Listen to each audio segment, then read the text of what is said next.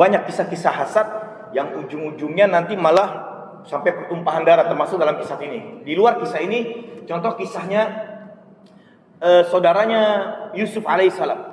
Uktulu Yusuf awitrahuhu arda yakhlulakum wajhu abiku. Budak bunuh aja Yusuf itu.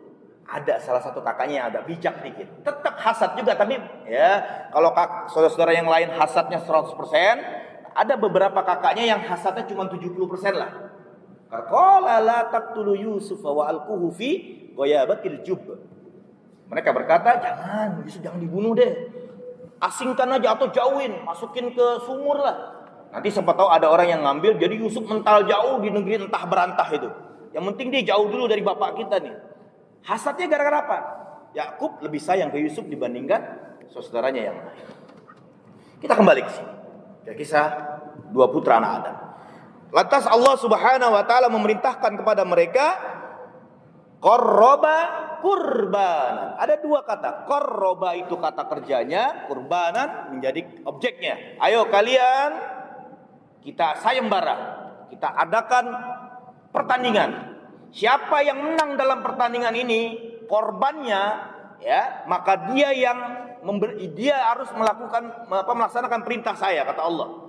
Kalau yang diterima punyanya Qabil, monggo Qabil nikahi kembarannya sendiri. Kalau yang diterimanya Habil, maka kembali ke peraturan awal, harus kawin silang, tidak boleh menikahi kembarannya. Wallahu a'lam bishawab. Singkat cerita, background dari dua orang ini, yang satu ini si Qabil gardener ya, dia tukang kebun. Ya, jadi dia punya ladang gandum, mungkin punya kalau bahasa sekarang mungkin punya pohon durian, pohon jambu, pohon mangga, pokoknya yang berhubungan dengan dunia agro. Sedangkan Habil ini peternak dia. Punya hewan-hewan, kambing mungkin, unta dan yang sejenisnya. Allah alam bisawab. Nah, dari sini dalam mindsetnya Qabil adalah bahwa kalau kurban nih kita harus banyak nih. Harus banyak. Cuman bukan cerdas malah ya. Liciknya Qabil itu adalah dia berkurban banyak tapi low quality. Dia hanya main di quantity saja. Jadi misalkan mangganya yang udah jatuh, duriannya udah kebelah, anggurnya yang udah sebagian mungkin dimakan oleh hewan dan lain sebagainya. Dikumpulkan jadi satu itu. Mereka pergi ke atas, ada dua gundakan batu, nih batu untuk si Qabil, ini batu untuk si Habil. Nah, dikumpulin itu semua hasil tanamannya yang kualitasnya rendah itu. Sedangkan Habil beda. Dia ngasihnya yang kelas 5 usin itu. Bahkan ternak-ternak kesayangannya. Walaupun jumlahnya nggak sebanyak Qabil. Masya Allah. Nah, kata Allah, nanti siapa yang persembahannya hilang, diambil oleh Allah. Oh alam bisawab, kalau di lembar tafsir Kasir itu datang sebuah petir ya, cahaya kilat gitu, memakan atau menghilangkan, melenyapkan kurban yang diterima oleh Allah. Dan memang syariat nabi-nabi terdahulu, kalau ada barang yang sifatnya bukan milik mereka, itu mereka akan taruh di tanah lapang. Lalu Allah kirim api atau petir sejenis itulah, kilat, lalu Allah menghanguskan semuanya. Termasuk ghanimah ya, harta rampasan perang itu tidak dihalalkan oleh Allah kepada umatnya Nabi Adam sampai Nabi Isa. Nggak boleh, mereka nggak boleh ada ghanimah. Ghanimah itu dikumpulkan di satu lapangan, lalu habis gitu saja. Ikhwani saudaraku yang kita percepat. Lalu dilihatlah siapa nih yang diterima kira-kira. Ternyata Allah menerima kurbannya Habil. Kurbannya Habil. Banyak pendapat para ulama. Ya, banyak pendapat para ulama. Kurban itu nggak boleh banyak-banyak. Nggak usah. Yang biasa-biasa saja tapi berkualitas. Tepat pada sasaran. Ya, tepat pada sasaran. Walaupun banyak juga bagus, silakan, nggak masalah. Tapi kalau nanti dengan kurban banyak kita mengganggu kondisi hati kita, nah ini bahaya. Lebih baik sedikit tapi kena sasaran, mencukupi dan lain sebagainya. Silakan. Ya, yang pertama. Dan pendapat yang lain juga bahwa kurban itu memang harus yang terbaik, Pak. Walaupun tidak mengapa kita misalkan punya uangnya cuma 1,5 juta, 2 juta beli kambing yang ukurannya lebih kecil daripada kambing yang lebih besar, nggak ada masalah. Di antaranya dalilnya adalah fasalli li rabbika wanhar. Kalau para ulama bahas ayat itu sampai kata-kata wanhar aja itu bisa dapat pelajaran tuh. Maka salatlah engkau untuk Rabbmu, untuk Allah Subhanahu wa taala, wanhar, dan menyembelihlah kamu, berkorbanlah. Wanhar dalam bahasa Arab itu kurban yang yang diperuntukkan kata kerjanya untuk unta. Jadi kalau ada hewan redaksinya wanhar itu hanya untuk unta. Pak mau ngapain, Bu mau ngapain? Saya mau wanhar ayam, itu nggak bisa, Pak. Katanya nggak tepat. Walaupun artinya menyembelih juga. Tapi kalau hewan yang kita cara membunuhnya itu direbahkan ke ke bumi, nah itu bahasa Arabnya zabaha, wasbah. Ayatnya nggak bunyi fasalli li rabbika wasbah, wanhar. Di situ pakai unta.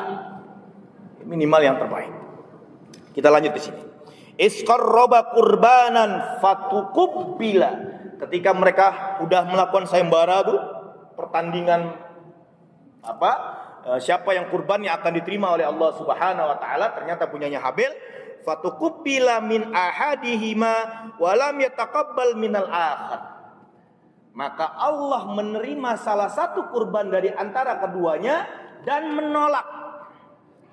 Bahasanya menarik tuh. Satu diterima, ditampilkan lagi keterangan. Harusnya kan maka Allah akan menerima salah satunya. Ya udah, yang si B berarti enggak usah disebutin lagi, ditolak.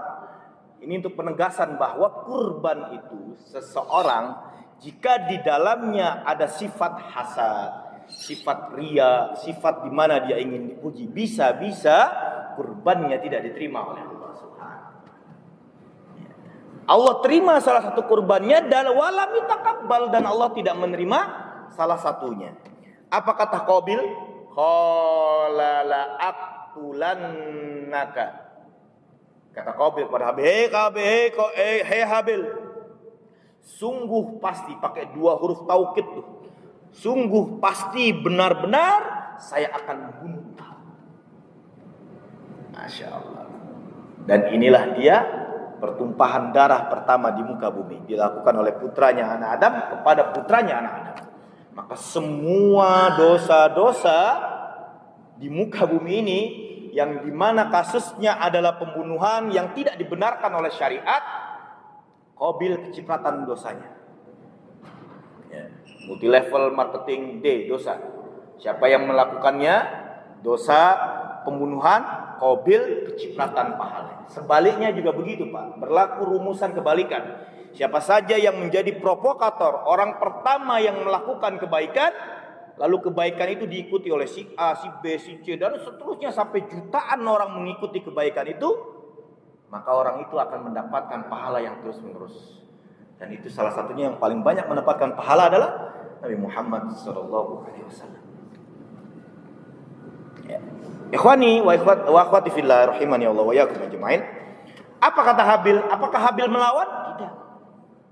Qala innama, Habil berkata, sesungguhnya, hanya saja sesungguhnya, yataqabbalullah, Allah hanya menerima hamba-hambanya yang minal muttaqin, dari hamba-hambanya yang bertakwa. Maka bapak-bapak dan ibu-ibu yang dimuliakan Allah,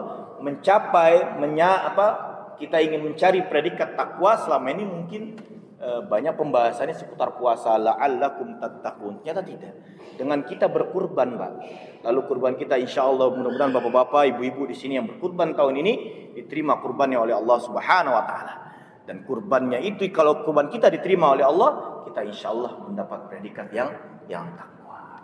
Nah, inilah dia perdana terjadinya kurban di muka bumi. Cuman ini tidak menjadi syariatnya umat Nabi Muhammad.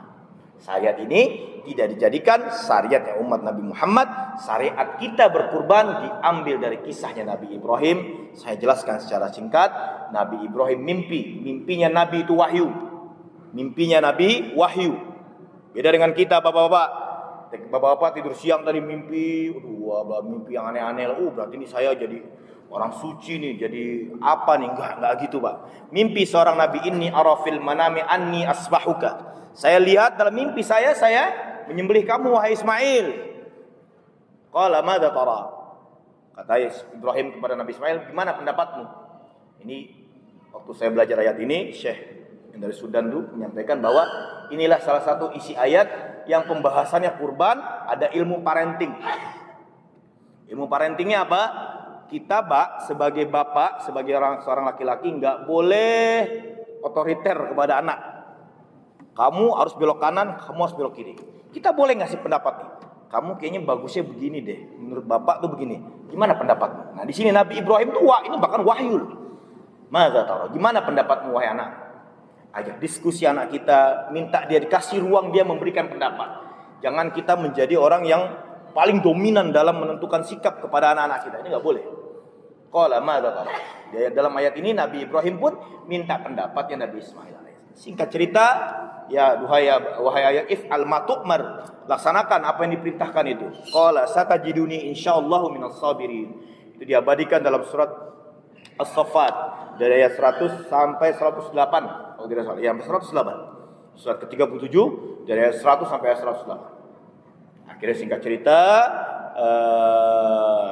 Nabi Ibrahim pun merebahkan ya lil jabin. Jabin itu orang tidur dengan posisi satu pelipis menempel bagian tanah. Kalau kita tidur di kasur nih Pak, tidur di kasur, lalu salah satu pelipis kita menempel ke bawah dan satunya menghadap ke atas, itu bahasa Arabnya jabin. Nabi Ismail dibuat seperti jabin, lalu begitu pisau itu akan menyentuh, datanglah malaikat Jibril alaihissalam, wa nadainahu ya Ibrahim. Ya kan? Sungguh engkau telah membenarkan mimpi itu dan engkau telah melaksanakan perintahnya Allah Subhanahu wa taala. Ya, wa fadainahu bidzibhin azim. Lalu kami ganti Ismail dengan sesembelihan yang sangat besar sekali. Nah, akhirnya syariat inilah yang menjadi syariatnya kita Nabi Muhammad SAW, di mana kita mulai diperintahkan untuk berkurban, melaksanakan Idul Adha tepatnya di tahun 2 Hijriah. Setelah perang Badar. Setelah perang Badar terjadi di bulan Ramadan, beberapa bulan setelahnya turunlah syariat itu kepada Nabi Muhammad SAW untuk berkurban. Ini saja yang bisa saya sampaikan, bagaimana dua historis latar belakang sama-sama kurban. Yang satu kurban dipakai oleh anaknya Nabi Adam, tapi tidak menjadi contoh yang harus kita lakukan oleh sebagai umatnya Nabi Muhammad. Satu lagi kurbannya Nabi Ibrahim kepada Nabi Ismail, dan ini yang akan dicontoh oleh kita sebagai umatnya Nabi Muhammad sallallahu alaihi wasallam. Mudah-mudahan bermanfaat. Semoga bapak-bapak di sini yang berkurban tahun ini, entah itu kurban kambing, sapi dan lain sebagainya, diterima oleh Allah Subhanahu wa taala. Kurang lebihnya mohon maaf. Ini saja bisa sampaikan. Tatim bidu'ai kafaratul majlis. Subhanakallahumma wa bihamdika asyhadu an la ilaha illa anta astaghfiruka wa atubu ilaik. Akhirul kalam. Assalamualaikum warahmatullahi wabarakatuh.